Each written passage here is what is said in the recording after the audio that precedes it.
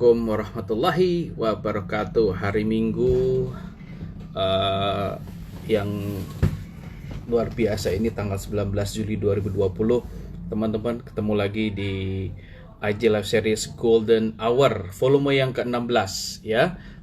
Nggak kerasa sekali bahwa eh, udah masuk ke volume yang ke-16. Sore ini kita akan ngobrol topik yang seru banget ya, bareng sosok yang juga luar biasa, Irsyad Al-Ghifari. Ini udah saya anggap sebagai saudara sendiri ya, adik saya yang luar biasa. Jadi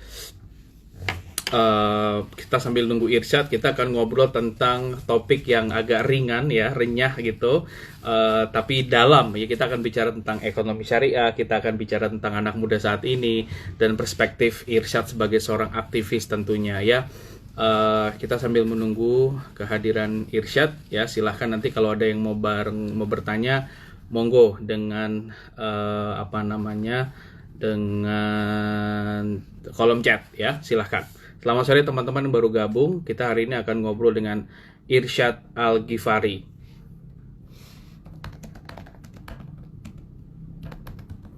Masih menunggu kedatangan Irsyad.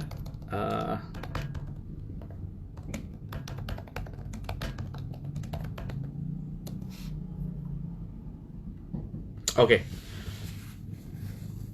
Semoga Irsyad oke, ini baru masuk nih ya Irsyad. Semoga tidak ada masalah dengan jaringan. Judulnya juga asik ya. Judulnya adalah siap mental, siap finansial, dan siap hidup denganmu. Nggak tahu kenapa Irsyad ngasih topik. Semoga baik-baik saja jaringannya maksudnya. Assalamualaikum.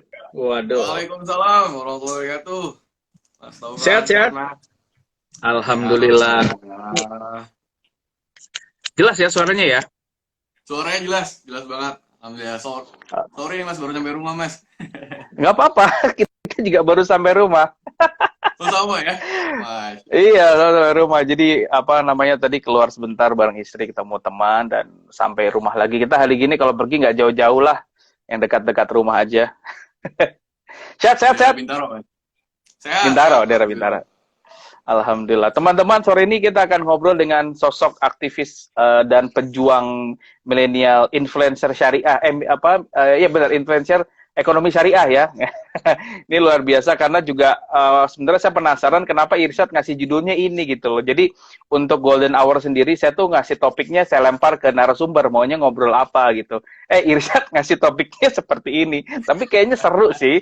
Karena kayak hari ini hari Minggu sore tuh judul yang serius-serius berat gitu ya. Nanti kita ngantuk. Jadi kita ngobrol santai lah gitu. Kenapa Irsyad ngasih topik ini? Nah, kita tanya nanti. Nah, tapi sebelumnya Irsyad ini kan seorang aktivis dengan rekam jejak prestasi yang panjang, Masya Allah. Jadi nanti kalau pengen tahu lebih lanjut, silakan googling aja namanya Irsyad Al-Ghifari. Tapi secara singkat, beliau ini adalah seorang saat ini bekerja di Bank Indonesia, yang mana dulu pernah menjadi ketua BEM IPB dan ketua FOSE Nasional. Dan memang track recordnya secara personal branding, Irsyad dikenal sebagai sosok muda yang berjuang di corong ekonomi syariah. Dan ke depan insya Allah kalau konsisten, kita doakan yang terbaik ke depan, jadi sosok yang inspiratif.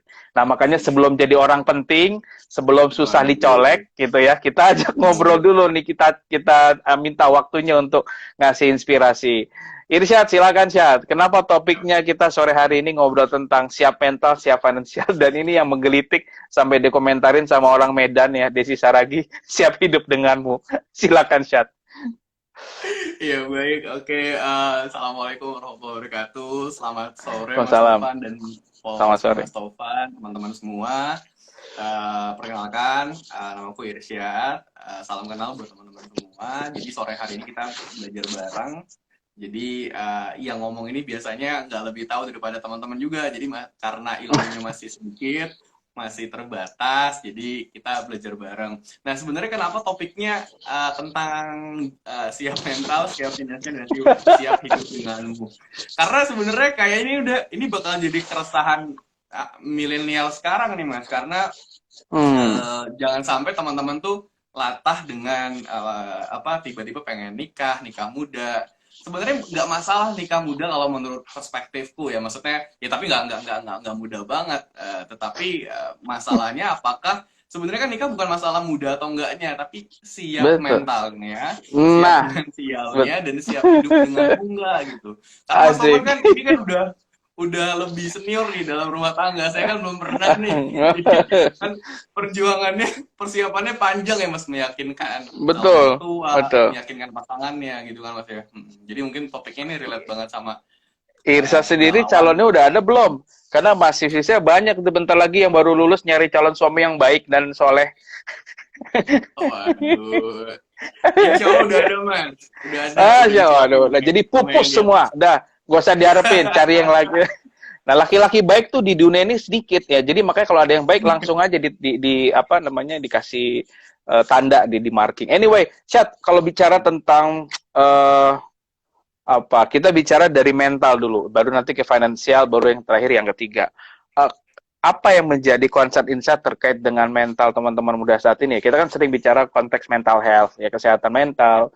Apa yang Irsyad lihat dari perspektif Irsyad saat ini sebagai pemuda yang baru saja lulus kuliah langsung berkarir di mungkin bisa bilang di institusi pemerintah, ya bagaimana melihat kondisi mental anak-anak muda saat ini, Syad? Ya, eh, kalau kalau saya boleh nilai, tapi sekali lagi penilaiannya tidak mengeneralisir semua orang seperti itu.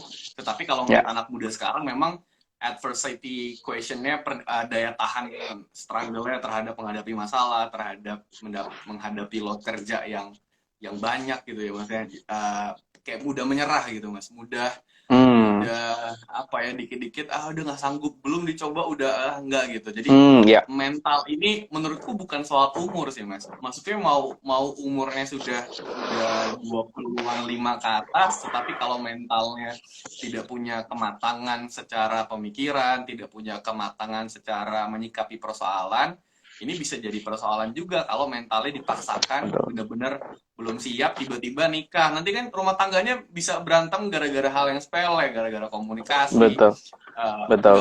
nggak ngebangunin pagi, nggak ngucapin selamat pagi, nggak ngucapin sayang, semangat di pagi hari, jadi persoalan. Padahal itu Semuanya pasangannya dipermasalahin ya. iya, semua dipermasalahin, padahal pasangannya bercanda pengen godain dia gitu kan. Tapi karena Waduh. mentalnya belum siap ngeresponnya, jadinya jadinya baper, berantem segala macam gitu. Jadi ini aspek mental menurutku parameternya banyak sih mas, tapi salah satunya mungkin dari seberapa banyak kita pernah menghadapi persoalan, seberapa banyak kita Hmm, menyelesaikan tuh. persoalan itu. Dan biasanya Mhm. orang-orang yang kayak Mas Tovan dari muda, sejak muda sudah terbiasa organisasi, biasanya memang punya apa ya, punya kapasitas yang lebih untuk bisa menghadapi persoalan yang banyak. Kan Mhm. WhatsApp-nya Mas Tovan pasti kan setiap hari ini ratusan ribuan bahkan gitu kan, orang Ampun, yang masuk, enggak. yang ngechat, kemudian masalahnya beda-beda, ada yang curhat, sedangkan kita sendiri pun punya persoalan yang kadang curhatnya kemana gitu kan. Nah itu Betul. kayak organisatoris tuh biasanya kuat mas, apalagi menghadapi tim-tim internal yang mungkin nggak sepemikiran sama yang, kita gitu. yang ajaib. Yang ajaib ya bener. Benar, karena kalau bicara kemarin tadi malam saya ngobrol soal krisis juga. Jadi kan kalau sifat krisis itu kan tidak pasti berubah-ubah, lalu koinsidental gitu ya. Di mana ini berseberangan dengan karakteristik karakter anak-anak muda sekarang yang lebih nyaman itu pengennya tuh selalu dalam kondisi yang stabil, yang baik-baik saja, yang apa, yang nyaman, yang damai. Sementara kondisi sekarang kan nggak bisa kayak gitu, ya kan? Sehingga di sini aspek pertama dalam karir ataupun teman-teman yang sedang merintis usaha atau apa itu mental gitu, karena mental tuh ibarat satu pijakan ya kalau buat saya sih Syat. Jadi kalau pijakan kita sudah kuat, ajak maksudnya ibarat pohon tuh akarnya sudah kuat, mau anginnya sebesar apa, mau ada apa ya di pohon itu, dia tidak bergeming begitu. Nah ini kalau saya mungkin bisa tanya sama Irsyad juga, apa sih Syat yang bikin anak muda tuh punya mental yang kuat apa gitu, kalau dari pengalaman Irsyad sendiri lah. Ini kan kita bicara perspektif ya. Jadi yang mahal adalah pengalaman pribadinya Irsyad dalam melihat ini tuh gimana? Hmm, yang buat mental kita kuat sebenarnya ujian sih mas. Jadi Hmm. setiap kali ada ujian yang datang, entah ujian itu adalah ujian akademik, ujian persoalan hidup, ujian organisasi, please jangan pernah Hmm. menghindar, jangan Hmm. pernah kabur. Jadi kalau ada ya hadepin, kalau nggak bisa Hmm. selesai ya nggak apa-apa, kan kita nggak kita datang ke dunia ini kan tidak bisa menyelesaikan semua persoalan, tapi yang kita lihat proses bagaimana kita menyikapi setiap persoalan yang datang. Jadi Betul. respon seorang yang punya mentalnya yang kuat, yang dewasa ini yang membedakan sama orang lain yang mentalnya belum siap, biasanya ada di respon, Mas. Jadi Setuju. saya pernah menyelesaikan konflik horizontal di organisasi kan. Kemudian beda-beda budaya, beda daerah, beda waktu, beda pemikiran, beda karakter keluarga, kampus. Wah, itu sangat kompleks dan setiap hari itu menangani kasus-kasus yang berbeda-beda gitu, Mas. Jadi ujian yang datang bertubi-tubi belum dituntut dari dalam, dari luar, dari ekspektasi banyak orang segala macam. Jadi sempat stres nggak? Alhamdulillah, karena sebelumnya waktu di kampus sempat ngurusin ospek kampus juga, Mas. Itu Betul, puncak stres ngurusin ribuan pertama dalam mahasiswa hidup. ya. Ribuan mahasiswa, 497 panitia waktu itu. Wow, Betapa pusingnya koordinasinya, masih maba lagi, baru lulus SMA waktu itu, Mas, baru lulus luar SMA. biasa. Kemudian dapat apa namanya, bersama dengan teman-teman yang lain, dan tuntutan kita adalah waktu itu memecahkan rekor dunia di 2016, Mas. Waktu itu ospek IPB. Masya Allah. Dan ya alhamdulillah kalau teman-teman bisa googling, 2016 tuh ospek IPB menciptakan rekor dunia di 2016 dan sempat viral waktu itu. Saya Nah, pernah lihat beritanya, sempat masuk berita Syat ya waktu itu ya. Saya pernah baca beritanya. Itu masuk Irsyad juga, Mas. berarti ya, man behind suksesnya ya. Luar No, biasa. bukan saya, Pak. Oh. Bukan saya. Ini kerja kolektif banyak orang dan banyak Wah, ini pihak. orang humble kayak begini nih, mantul. Enggak, itu doa kerja keras banyak orang gitu. Jadi kalau tanpa dukungan doa orang tua para panitia, doa orang tua para mahasiswa barunya, kemudian dukungan Bapak Ibu dosen, panitia yang sangat solid, dan tapi proses ke sana panjang sih, Mas. Jadi beruntunglah teman-teman yang pernah merasakan organisasi, karena realitas kehidupan biasanya miniaturnya di organisasi sih. Karena Sepakat. Sepakat di sekali. mahasiswa itu, sumpah Mas, mahasiswa dengan dunia pasca kampus beda banget. Jadi kalau menurut saya di dunia mahasiswa itu dunia fantasi kayak Dufan gitu. Semuanya terlihat indah, terlihat Setuju. ideal, Betul. terlihat semuanya itu kayak malaikat gitu ya. Jadi pas udah masuk dunia kerja, mampus usaha sendiri lo gitu. Nah, kalau dari Irsyad sendiri apa yang Irsyad rasain sekarang? Kan benar-benar baru berpindah gerbong ke profesional gitu ya.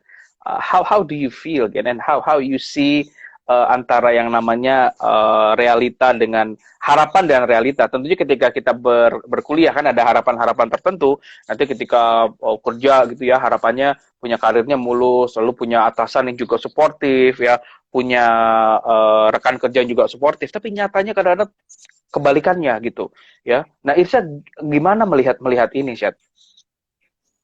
Bukan menyikapi lah. Ya. Saya aja Mas ya udah ngurusin organisasi panjang gitu ya, masih kaget Mas, masih kaget. Jadi Ya? apalagi teman-teman yang mungkin tidak berkesempatan organisasi, maksudnya tidak berkesempatan tuh karena nggak mau misalnya, please jangan sampai nyesel. Karena bener-bener ujiannya keras banget gitu Mas. Apa namanya, saya tidak bisa menyampaikan banyak hal karena itu dapur. Ya, menjaga kode etik, ya betul. Ya, secara umum aja lah mungkin. Benar. Tapi itu bagian kerja keras yang lebih keras lagi daripada di organisasi sebelumnya. Jadi karena mengabdi pada negara, mengabdi pada institusi, jadinya effort yang dikeluarkan lebih besar, koordinasinya lebih kompleks, kemudian yang kita hadapi adalah bukan seumuran kita aja, tapi ada orang yang lebih senior, ada yang orang yang lebih lama, ada pemikiran yang berbeda, yang mungkin punya perspektif lain. Jadi apa ya, kita nggak bisa memandang diri kita di mahasiswa seperti ini masuk ke dunia kerja, kita pengen dianggap kita hebat lagi seperti di mahasiswa. Nggak bisa, kita masuk start dari nol, start dari bawah, dan bukan siapa-siapa gitu Mas. Ini yang biasanya menjadi jet lag sih, yang biasanya dikagumi waktu mahasiswa, ngisi acara, wah kakaknya keren, exactly. Yeah. Pas masuk kantor, ya silakan kerjain, gue nggak peduli lu siapa gitu. Jadi kalau mentalnya nggak siap, bener-bener ini menyakitkan sih buat teman-teman yang buat siapapun lah ya. Siapapun, betul. Tapi kalau saya alhamdulillah Mas, karena berkarir di organisasi dari SMP itu start paling bawah, dari staf kebersihan dulu Mas. Jadi tukang nyapu ngepel waktu kepanitiaan ekstrakurikuler di sekolah gitu. Jadi ada kompetisi futsal, basket. tugasnya cuma nyapu ngepel lapangan bola tuh. Luar Jadi biasa. apa namanya, kemudian berangkat jadi staf humas, kemudian orang yang disuruh-suruh. Jadi alhamdulillah karena sudah terbiasa di bawah mas, ketika di atas Hmm. terus nanti start dari bawah lagi itu nggak masalah sih, karena sudah pernah merasakan posisi itu. Jadi tapi beda hal orang-orang yang punya mental star syndrome, post power syndrome, itu bahaya banget sih Exactly. mentalnya gitu. Betul. Nah, ya kan ada pepatah bahwa a good leader is a good team member. Jadi, someone who can be a good leader should be ketika dia menjalani sebagai peran sebagai tim atau team member, dia juga pasti melakukan tugasnya dengan baik. Dan saya pikir Irsyad salah satu orang yang bisa meneladani hal itu. Nah, ini menarik sebelum kita bicara finansial, Irsyad. Nah, yang semua Ya, tanyakan adalah konteks organisatoris untuk anak muda saat ini sepertinya tidak sekuat beberapa tahun lalu ya. Dalam artian apa, bahwa anak muda tuh kayaknya ikut organisasi kampus semakin di sini semakin kendor, tidak sesemangat dulu. Ini perspektif saya nggak tahu kalau Isa melihat ini seperti apa. Nah, uh, seberapa jauh sih saat peran organisasi kampus atau mungkin ekstrakurikuler atau UKM atau mungkin kalau yang nggak mau aktif di kampus ikut organisasi di luar, tapi periodnya pada saat kuliah ya, sama orang-orang yang memang nggak mengikuti proses itu.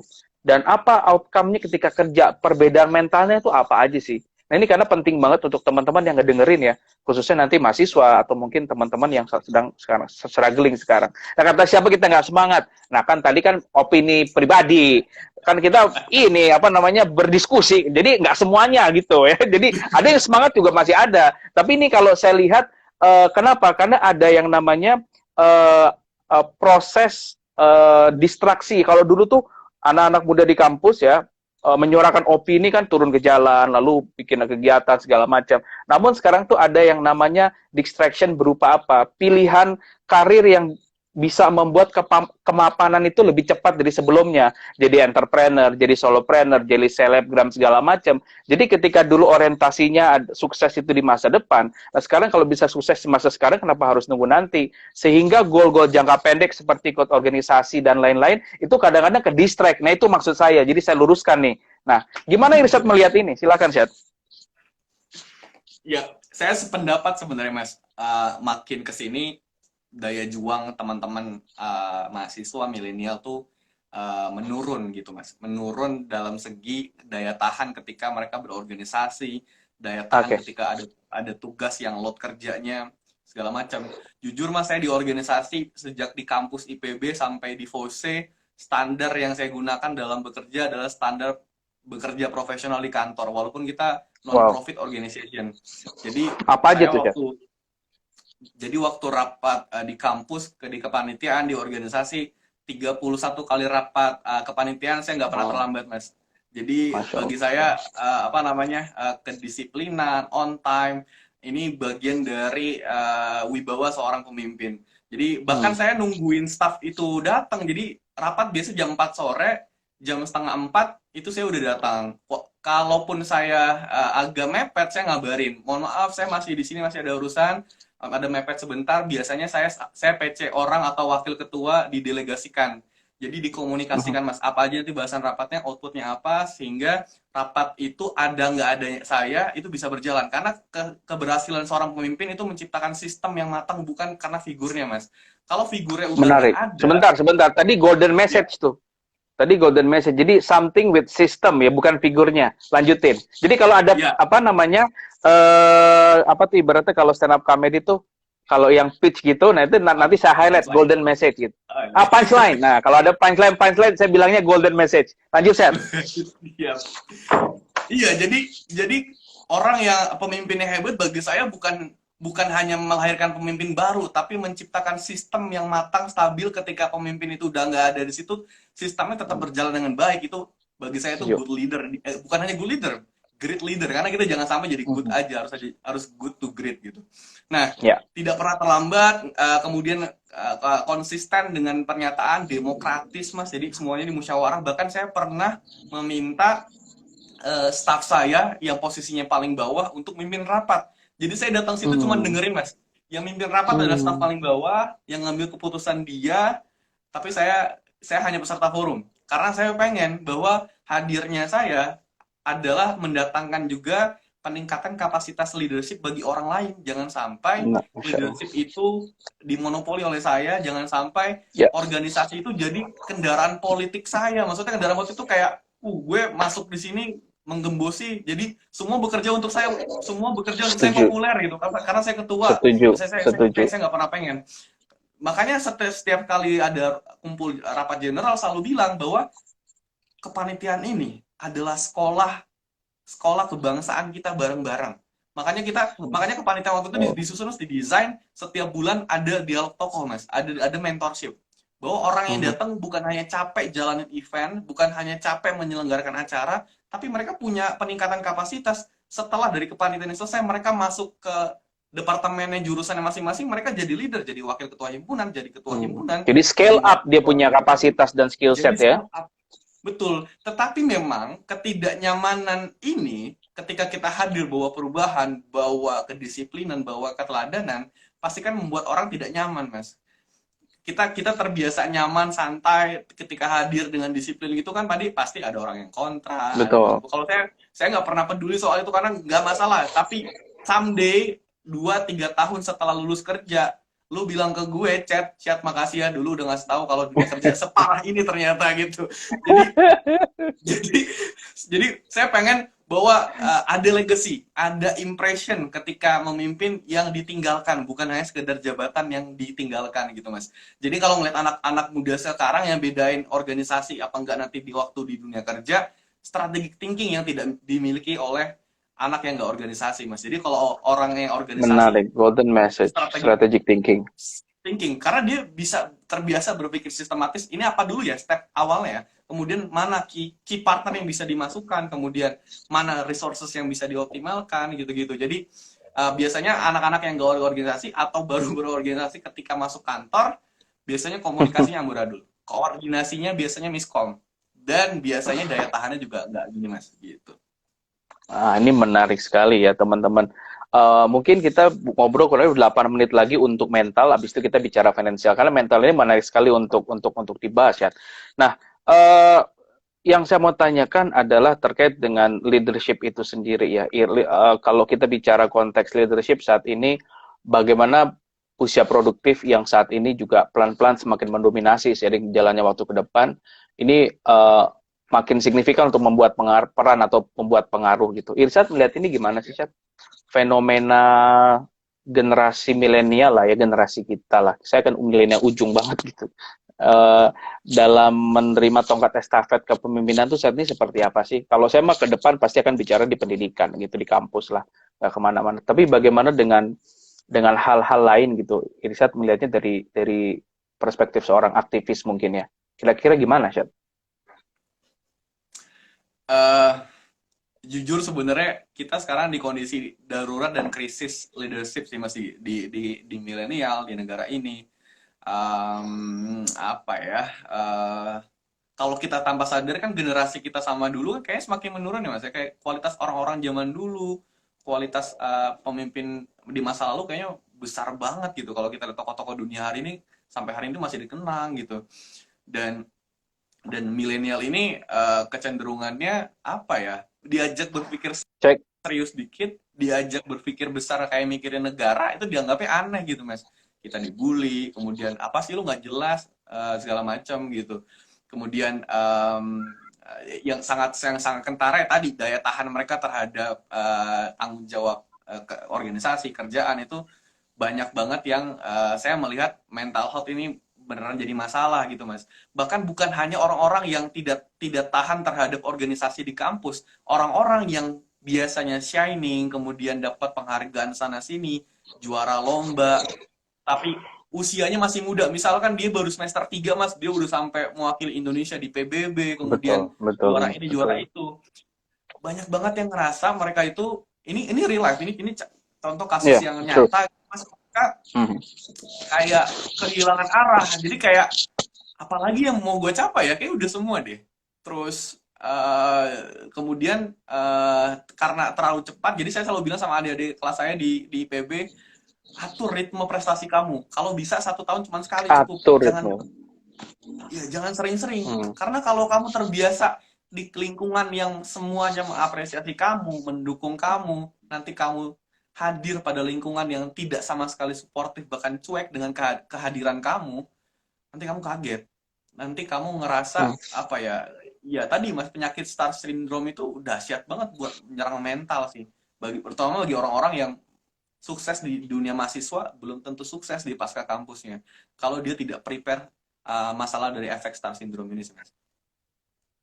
Oke, menarik. Nah, eh, tadi kita bahas secara singkat terkait dengan mental begitu ya. Nah, ini yang menarik nih yang jadi core-nya apa namanya Irsyad. Kita bicara syariah dalam artian bagaimana kita paham dan narasinya itu sudah kuat sekali kalau di media ya bahwa milenial itu menjadi mesin penggerak ekonomi keuangan syariah katanya. Karena dinilai lebih melek teknologi dari sisi kelompok demografi juga jumlahnya sangat amat besar. Tapi kelihatan peringkat Indonesia ini kalau nggak salah ada di peringkat 10 ya, masih yang di peringkat bawah kalau kita lihat. Nah, kenapa ini bisa terjadi dalam artian pergerakannya kenapa sangat lambat ketika usia produktifnya banyak, lalu juga Indonesia sebagai negara muslim terbesar di dunia juga sebagai sudah jadi modal yang sangat besar, tapi kok rasa-rasanya masih belum terlihat maksimal gitu ya, atau gaungnya tuh belum belum uh, belum masif lah gitu. Bagaimana Irsyad melihat ini? Mungkin itu perspektif dan kacamata saya ya, tapi mungkin Irsyad juga bisa bantah dan kasih penjelasan lanjutan. Monggo, Syad. Ya, jujur benar itu Mas. Yang Mas Tovan sampaikan Hmm. persepsi itu benar. Sebagian orang, Hmm. mungkin sebagian besar juga menganggap hal seperti itu. Karena memang yang pertama sih kendala pengembangannya yang pertama banget adalah yang paling mendasar political will, Mas. Oke. Political will dari pemerintah, bukan pusat, bukan hanya pusat, tapi pemerintah daerah segala macam. Uh, Tidak semua pemerintah daerah, lembaga-lembaga yang lain itu punya keinginan yang kuat benar-benar memainstreamkan ekonomi dan keuangan syariah di Indonesia. Jadi bukan pakai ekonomi konvensional lagi, tapi mainstreaming ekonomi Indonesia harusnya udah ekonomi keuangan dan syariah. Bukan soal faktor agamanya sebenarnya utamanya, tapi ini soal keberpihakan sistem terhadap masyarakat kecil, terhadap masyarakat yang selama ini tidak pernah diperhatikan, tidak yang termarginalkan segala macam, yang selama ini mereka nggak punya ruang untuk bisa memiliki hak yang sama untuk memperoleh harta gitu ya. Jadi political will-nya kurang gitu mas. Jadi tentu contohnya misalkan mau ada perda keuangan syariah di daerah, itu kan perjuangan parlemennya, DPRD-nya bisa berantem dulu buat ngebahasnya.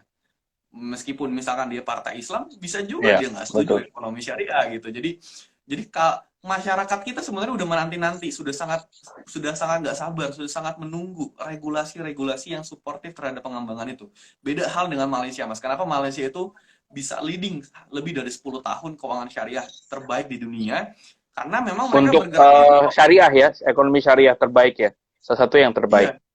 salah satu yang terbaik. Karena mereka memang kebijakannya top down, Mas. Jadi dari pemerintah. Hmm, oke. Karena Karena Malaysia itu di Undang-Undang Dasar Konstitusi negaranya memang mereka state bahwa mereka adalah negara berdasarkan asas Islam. Kita kan enggak. Kita kan Hmm. asasnya umum, Pancasila. Bukan walaupun mayoritas terbesar muslim tapi kan kita tidak mendeklar. Makanya wajar Malaysia akselerasi pertumbuhannya cepat karena regulasi mendorong, memaksa Mas.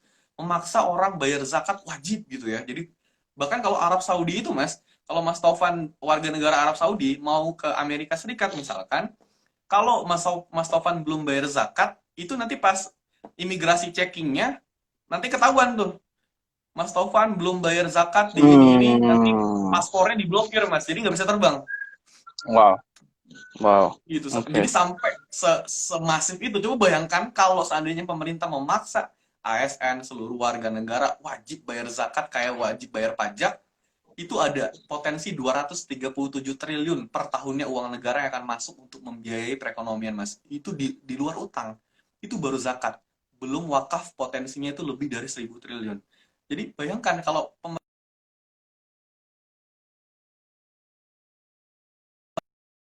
Irsyad, yes. Agak hilang Irsyad, tes 1 2 3. ya halo Mas, Coba bicara. putus tadi ya? Ya halo, halo Mas. Ya.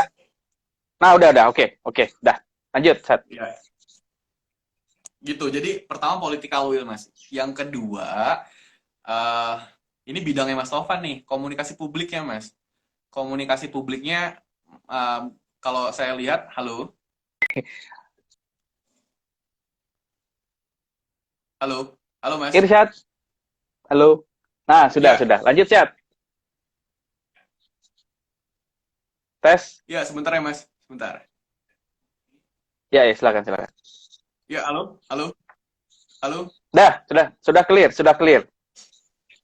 Sudah Mas ya? Dah. Alhamdulillah. Silakan, Syad. Lanjut, Syad. Ya, yang kedua ini bidangnya Mas Tovan nih, komunikasi publik Mas. Jadi kalau saya melihat komunikasi publik dari ekonomi dan keuangan syariah itu eh, masih eksklusif Mas, masih tertutup. Jadi kalau ke depan komunikasinya Ya. itu inklusif, lebih terbuka, rasanya bisa lebih cepat sih pengembangannya. Halo,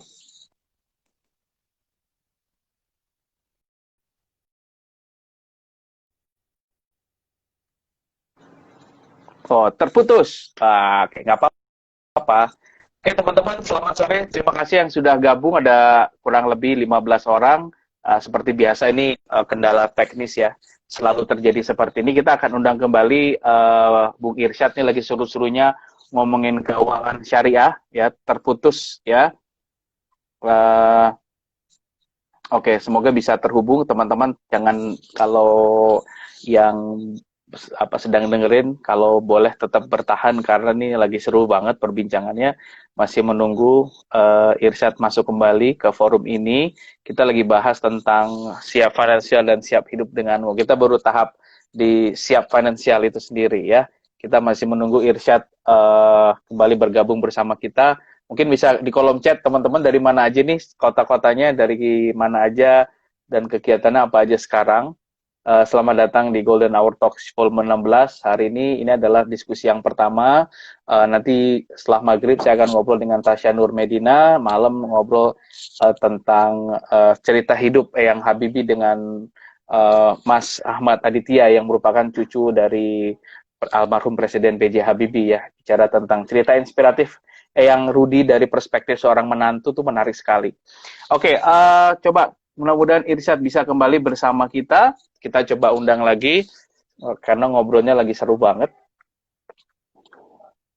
Oke. Bismillahirrahmanirrahim. Irsyad. halo Mas, maaf nih, sinyal jelek Nah, ini nih. ya nggak apa-apa. Dah, udah clear. Ya, siap.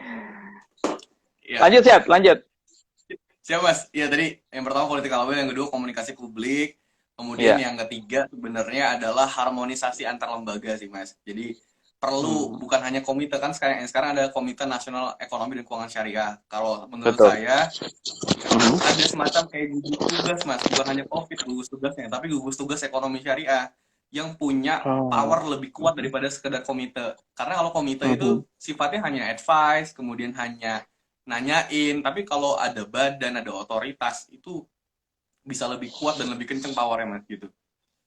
Saat ini belum ada lembaga yang melegitimasi itu ya, Syed ya? Belum ya? Baru ada Mas, udah ada Komite Nasional Ekonomi Keuangan Syariah, tapi statusnya komite dan itu di bawah Perpres. Masih komite, Jadi masih Perpres. perlu ada undang-undang sih Mas, biar ada badan gitu. Betul, karena ini saya mengutip yang pertama statement dari OJK, yang kedua adalah statement dari Big Boss-nya Irsyad, Pak Gubernur Bank Indonesia. Yang pertama dari OJK ini, peran dari milenial diharapkan dapat merealisasikan potensi Indonesia jadi pusat ekonomi dan keuangan syariah dunia. Karena karakteristik anak muda tuh yang kreatif, inovatif, melek teknologi, dan menjadi katalisator berharga bagi pengembangan ekonomi dan keuangan syariah. Dan kalau kata Pak Peri ya, Pak Gubernur ya, beliau bilang bahwa market share keuangan syariah akan mencapai angka 20% di tahun 2023. Nah, jadi ini potensinya memang luar biasa ya. Irsyad melihat ini di skala optimismenya 1 sampai 10, Indonesia bisa ada di angka ini berapa persen? Penilaian 10 pribadi. Mas. Wow, 10. optimis banget berarti ya. Optimis banget. Tapi Kenapa? realitas Nah, ini lapangan saya ya mau nggak naik. apa-apa. Ya. Kenapa Irsyad sangat amat optimis seperti itu? Emang apa ya? Apa yang Irsyad lihat saat ini sehingga langsung PD di angka 10 gitu? Ya, sebenarnya negara kita tuh sebenarnya kalau saya bilang ya Mas, perubahan itu bukan Mhm, dari dalam sih biasanya. mhm, Biasanya kita melihat peradaban atau perkembangan negara lain, terus akhirnya kita ikut-ikutan karena udah jelas keberhasilannya gitu Mas. Nah, saya melihat pasca pandemi COVID ini, dunia kembali kepada naturalnya, kepada alamiahnya. Dan ekonomi syariah itu sifatnya natural Mas, universal. Jadi cepat atau lambat ekonomi syariah akan diterapkan sistem ekonomi dunia tanpa melihat aspek dari agama tadi. hmm, Seperti Inggris saja sekarang sudah punya bank syariah, lebih dari 13 bank syariah di Inggris. Amerika Serikat, saya pernah punya ATM Bank of America itu tanpa bunga, tanpa riba gitu kan. Sudah sudah sangat masif perkembangannya gitu Mas. Jadi industri halal Brazil memainkan peran eksportir ayam atau unggas halal terbesar di dunia. Australia, New Zealand daging halal, daging sapi gitu. Jadi perkembangan di dunia luar itu sangat mempengaruhi signifikan terhadap perubahan kebijakan yang ada di Indonesia, Mas. Jadi pasca COVID ini akan ada banyak perubahan kebijakan, regulasi segala macam, dan saya melihat pemerintah pun akan melek soal itu, Mas. Jadi Presiden Jokowi dan jajarannya sudah beberapa kali menegaskan bahwa potensi ekonomi syariah itu bakal mencapai 11.000 triliun lebih gitu. Sempat bilang pada saat peluncuran master plan pengembangan ekonomi keuangan syariah Indonesia 2019-2024. Jadi kalau lihat aspek optimisme, optimis. Tapi kalau lihat hmm. tantangan banyak banyak banget Mas gitu. Banyak Karena banget pasti, betul. wah iya, Jadi perlu akselerasi kalau saya bilang tantangan utamanya tentu tadi di political will itu tadi ya berarti ya. Number one challenge politik. itu. Yes, Oh, oke. Baik, politik saat ini kita political jawab will. pertanyaan dari Kim Zakim ya. Pertanyaan adalah kalau misalkan Basnas itu Ya, bisa dioptimalin untuk pengelolaan keuangan syariah nggak ya? Nah, mungkin Irsyad bisa kasih pandangan. ya. Bisa banget, bisa banget. Apa namanya? Kalau kalau saat pandemi COVID ini justru lembaga filantropi Islam, zakat itu sangat membantu banget bagi masyarakat yang terdampak, Mas. Jadi orang-orang yang pengangguran, Mhm. yang sudah rentan miskin, itu bisa dapat bantuan zakat. Karena zakat kan ada 8 asnaf tuh, bukan hanya Betul, bagi teman-teman duafa atau fakir miskin aja, tapi buat mahasiswa kan masuknya visabilillah juga, menuntut ilmu di jalan Allah itu juga bisa dapat betul. bantuan segala macam. Kemudian kita sekarang udah ada pengembangan instrumen keuangan namanya zakat korup principle, Mhm. sudah ada instrumen-instrumen lainnya. Bahkan di Afrika itu ada apa namanya pengembangan, bukan hanya Afrika, sorry Mas, Indonesia bahkan. Indonesia sudah punya instrumen namanya Green Sukuk dan Blue Sukuk. Instrumen pendanaan keuangan syariah yang digunakan untuk pelestarian lingkungan dan pelestarian ekosistem laut. Jadi Hmm. Green sudah itu untuk sudah sangat lingkungan, blue untuk laut ya. untuk lingkungan, untuk laut, kemudian apa namanya untuk pendanaan pelestarian lingkungan lainnya. Nah, Hmm. zakat di Afrika juga digunakan sangat masif, contohnya di Nigeria, kemudian di Malaysia juga pertumbuhan zakatnya juga besar. Gitu. Jadi Hmm. tadi yang saya katakan potensi zakat kita kalau orang Indonesia semua bayar zakat itu sekitar 237 triliun Mas. Itu baru potensi, Wow. belum yang realnya. Itu baru pribadi Mas. Kan ada zakat perusahaan, ada zakat pertanian, ada zakat zakat profesi. Jadi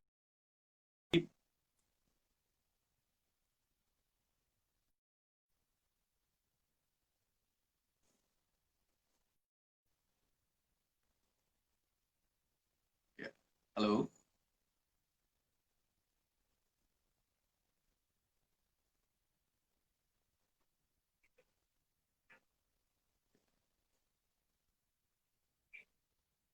Ya. Halo Mas. Halo.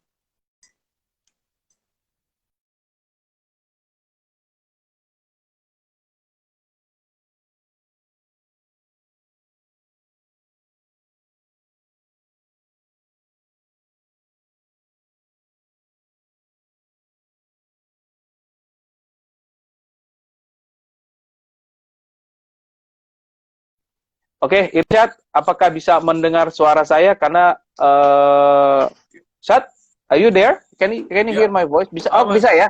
Oke, alhamdulillah Bisa kembali bisa. bersama kita. Oke, baik Irsyad nih langsung mungkin gini. Tadi kayaknya pembicaraan kita tuh ke agak ke langit gitu ya, agak susah dikejar karena kita sore-sore ini sebelum lebih tinggi lagi kita tarik lagi ke bawah, kita balik ke topik yang ringan. Nah, ini sesuai dengan topiknya adalah pertanyaan dari Irfadila begitu. Apa investasi yang cocok untuk anak muda? Emas, saham, franchise, pertanian, reksadana, properti atau yang lain? Silahkan. Nah, ini ibarat muter-muter, Irsyad sedang mencerna pertanyaannya. Semoga ketika muncul, nah langsung ada pencerahan ya atau jawabannya. Syad, oke? Okay? Udah ya, muncul. Silakan. Halo. Lanjut. Ya, silakan Syad. Ya. Ya, yang cocok bagi milenial buat awal-awal menurut saya sih reksadana, Mas. Karena reksadana itu resikonya relatif kecil dibanding instrumen lainnya seperti saham dan lain-lain. Mungkin yang lebih enak lagi sih deposito syariah gitu ya, karena resikonya juga kecil. Kalau mau bela negara, instrumen lainnya itu sukuk tabungan atau sukuk retail. Ini instrumen obligasi syariah gitu, surat utang negara tapi syariah gitu. Jadi teman-teman uangnya digunakan untuk pembangunan, tapi teman-teman juga tetap dapat keuntungan. Jadi kalau untuk awal-awal sih sebenarnya investasi itu bukan soal jumlahnya besar atau enggak sih Mas, tapi soal memulai sekarang apa enggak, itu aja sih. Karena kalau nggak investasi, dan investasi nggak selamanya tentang uang, investasi relasi, investasi legacy juga harus kita mulai dari sekarang sih gitu. Golden message tadi, investasi relasi, investasi kontribusi, investasi hal-hal yang sifatnya masa depan atau paid forward. Karena banyak juga kalau saya ngelihat teman-teman muda ini yang memang orientasinya profit banget, orientasinya sosial banget. Kalau menurut saya kita harus ada di tengah-tengah, balance. Ada saatnya kita memang profit, ada saatnya kita sosial gitu, Syat ya. Nah, jadi tadi menarik sekali, ini soal bukan berapa besar atau mau invest kemana, tapi mulai sekarang, begitu. Kalau emas tuh gimana, Syar? Karena banyak juga sekarang narasi investasi emas ini juga kuat gitu ya. Kalau Irsyad melihat emas ini gimana? Emas ini adalah investasi yang nggak bisa dilakukan dalam jangka pendek kalau menurut saya, Mas. Jadi biasanya milenial itu kan orangnya nggak sabaran ya.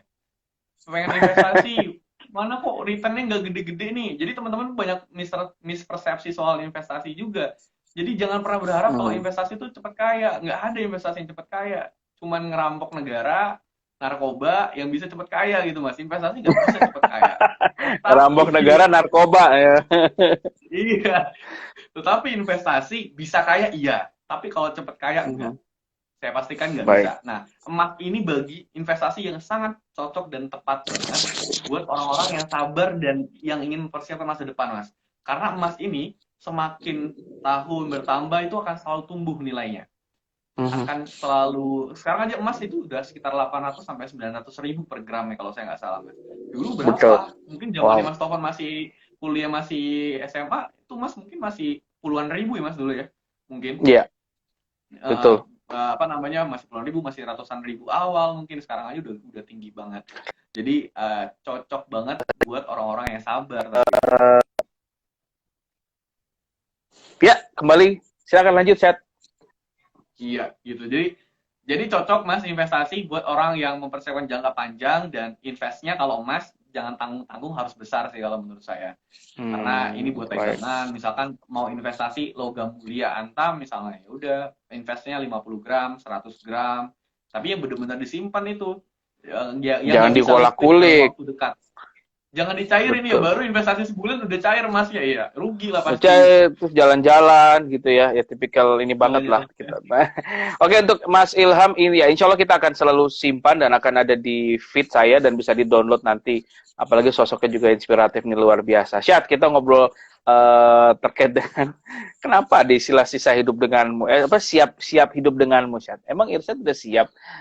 Ini kan kemarin baru ulang tahun nih, by the way, barakallahu fi umri ya, selamat ulang tahun, happy birthday, happy belated.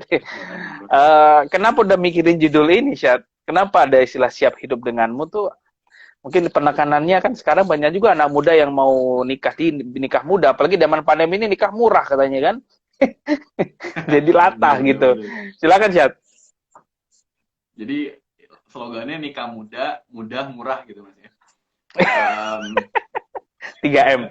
Muda, murah, murah, mudah. Heeh. Muda, mudah, murah. Nah, ya. Iya.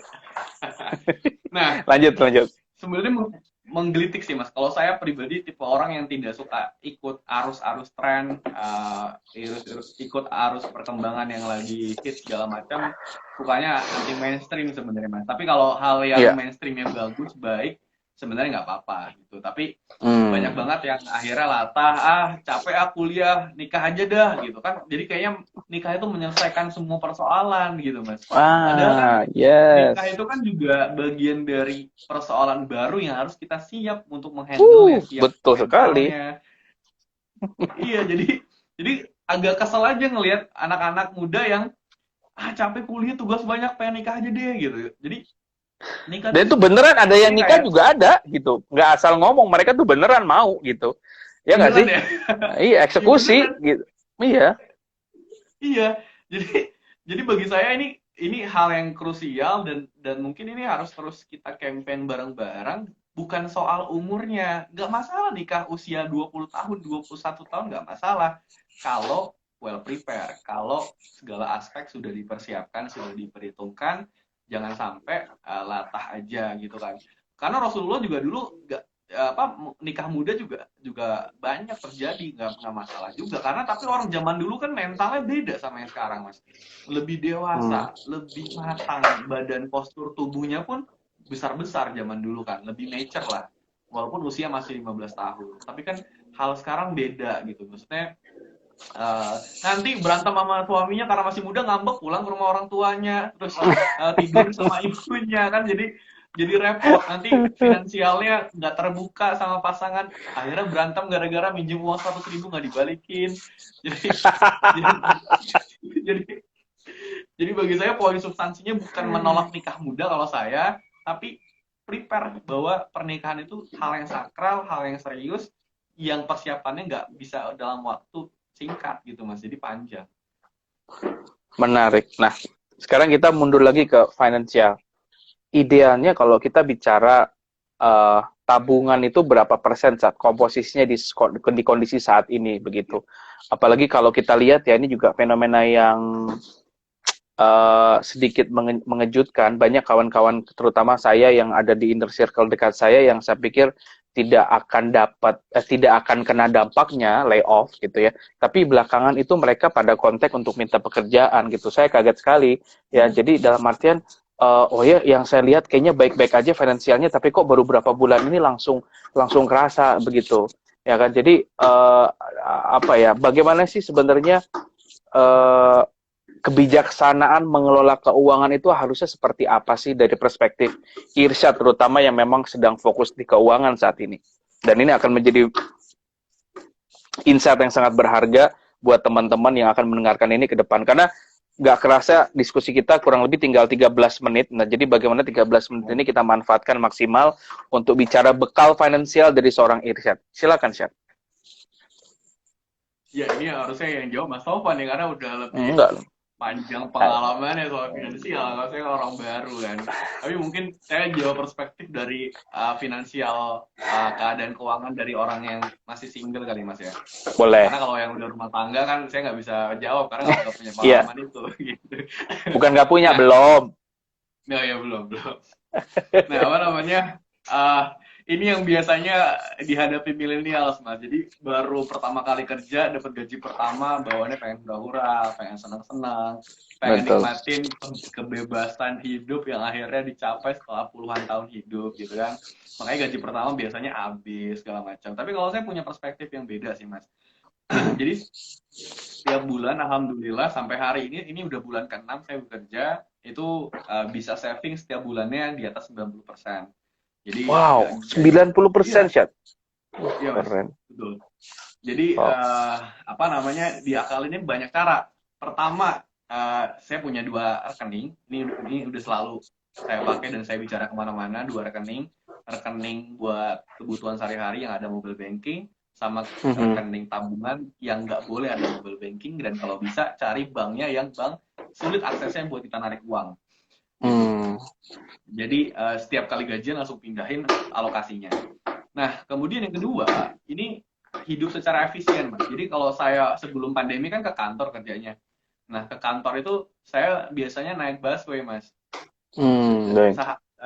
Dari rumah 3,5 pulang 3,5 7.000 setiap hari. Sebulan paling habis berapa? 7.000 kali 25 itu berapa tuh? Ya hampir 150.000. 150.000 sebulan. Dan bayar kuota segala macam sekian, itu udah ada alokasinya. Kemudian ada pendapatan di luar gaji utama dari misalkan media sosial dan segala macamnya, itu ada alokasi lain yang itu sudah di pos-pos anggarannya juga. Jadi makan siang pun saya nggak makan di kantin, biasanya seringnya bawa bekal, Mas, dari rumah. Jadi makannya juga makanan yang sehat, makannya bawa bekal, jajan itu ya boleh lah, karena tetap ada alokasi buat jajan juga. Masa kita di kantor kuper nggak ikut ngobrol sama yang lain kan nggak bisa juga gitu. Betul.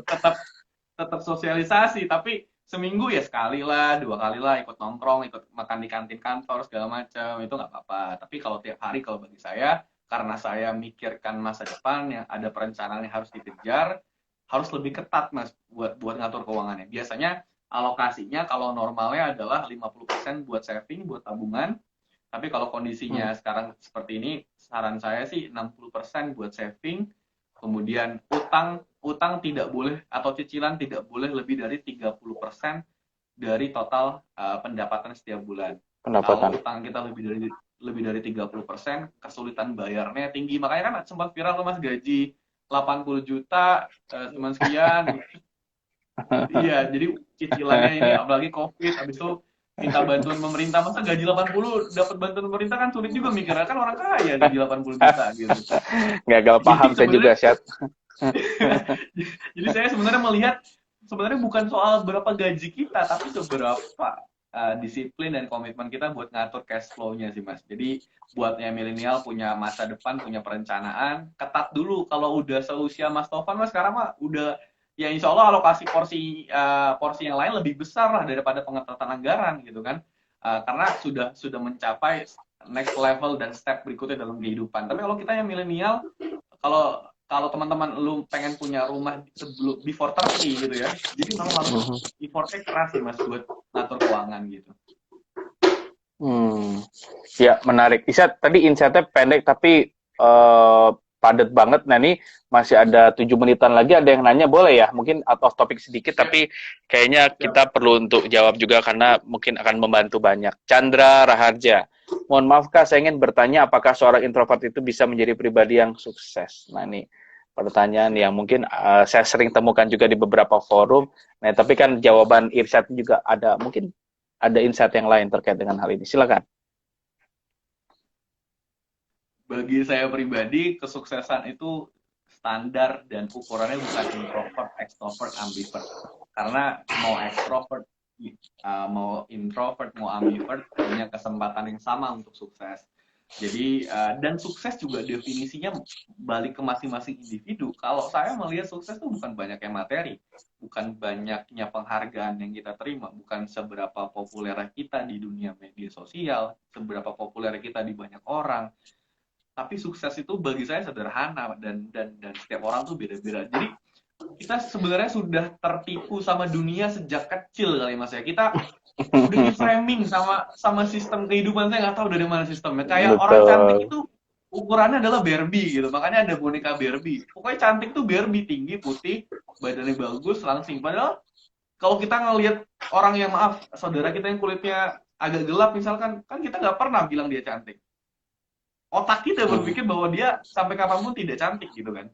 Nah, makanya introvert, extrovert ini tergantung dari bagaimana orang itu berjuang keras dan standar sukses dia gitu. Tapi kalau standar suksesnya diukur dari nilai rapot, saya juga kesel sih, Mas, sistem ranking, sistem nilai rapot, karena itu mengklasterkan orang sejak kecil bahwa lu pintar, gue bodoh, padahal kan pintarnya orang kan di masing-masing bidang gitu. Jadi saya juga introvert, dulu saya extrovert, jadi nggak ada masalah sih sebenarnya. Bahkan banyak juga kok pemimpin yang introvert, ketika tampil di publik dia bisa ekspresif banget. Mungkin Mas Tovan juga introvert tapi komunikasinya ekstrovert kan, saya nggak tahu gitu. Bisa ada tombolnya dipencet mau yang mana gitu. Iya, bener.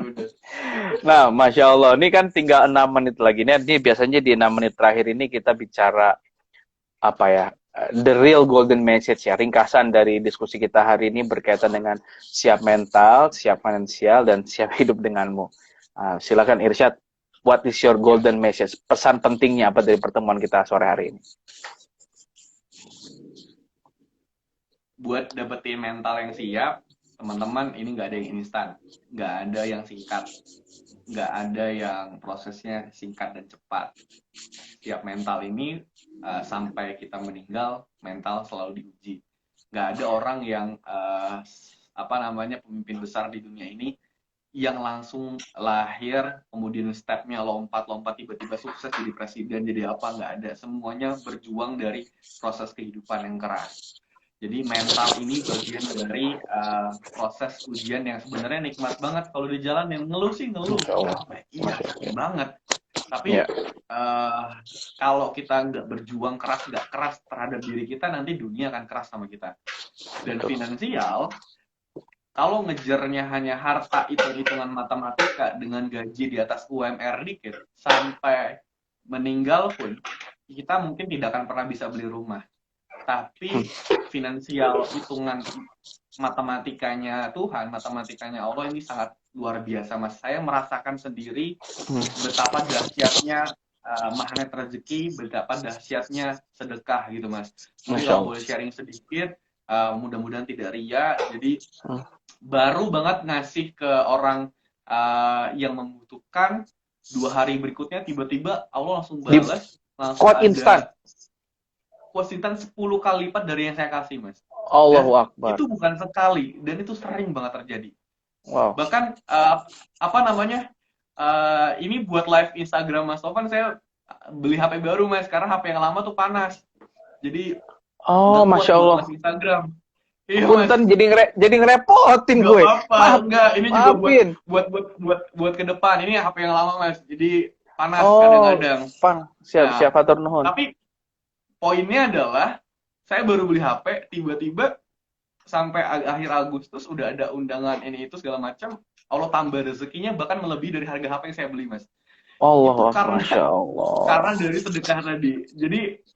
Jadi bagi saya investasi terbaik selain yang ada instrumen yang real di nyata, tapi investasi sama Allah sih. Kalau lu jangan pernah takut ngasih Wow. uang, berbagi sama orang, ada kesempatan, dompetnya selalu ada uang cash minimal 50.000, keluarin.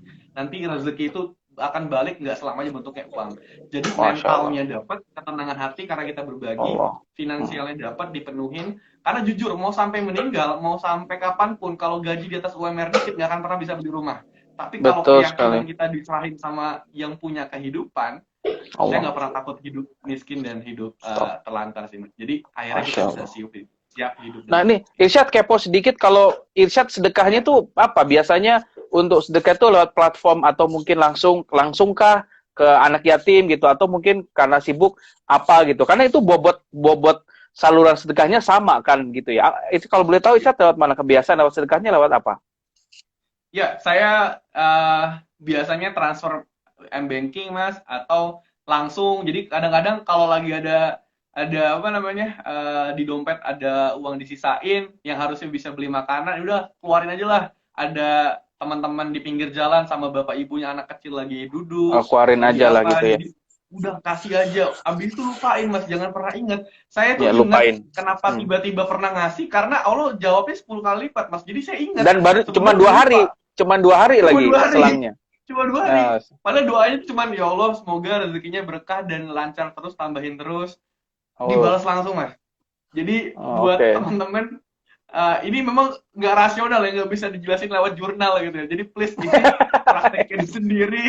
Betul, betul. Bener-bener kerasa sih, Mas, kerasa banget gitu. Ini kasus nyatanya handphone ini, Mas, ini baru banget beli tuh 2 hari yang lalu. Malam 2 hari yang lalu. Tapi Oke, hari ini saat ini udah tinggal tutup, Mas. Wah, keren. Ini tinggal kurang lebih 50 detik lagi closing ya. Ini kalau dipanjangin kita nanti set waktu lagi, banyak yang kita bisa gali lagi nanti dari Irsyad, kita akan bikin sesi lagi insya Allah. Yang penting sekarang saya mau mengucapin Irsyad, thank you so much. Jazakallah. Semoga Irsyad makin istiqomah, selalu istiqomah, makin berkah, makin bisa menjadi inspirasi banyak orang, tetap tekun, tetap jadi inspirasi banyak anak.